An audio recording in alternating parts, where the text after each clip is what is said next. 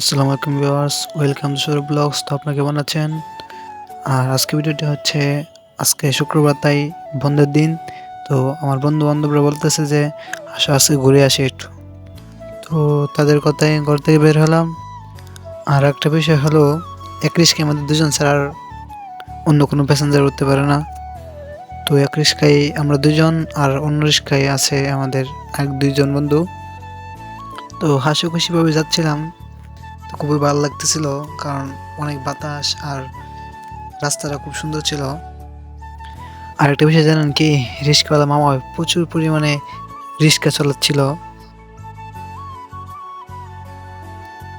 আর আমার সাথে বন্ধু বলতেছিল যে আগে কিছু খাইয়ে নেই, তারপরে দেখি কোনো জায়গায় যাইতে পারি। তো আমি বললাম ঠিক আছে, আসো যাই, দেখি কি পাওয়া যায়। তো একটা হোটেল পেয়ে বসে গেলাম পরোটা খাওয়ার উদ্দেশ্যে। তো সবাই মিলে একসাথে পরোটা খাইতেছিলাম। তো আমার সাথে এক বন্ধু রেদু, আমি যাকে রেজন তার নাম, কিন্তু রেদু বলে ডাকি, সে আমার প্রতি রাগ করছে, কারণ তার একটা পরোটা নিয়ে গেছিলাম।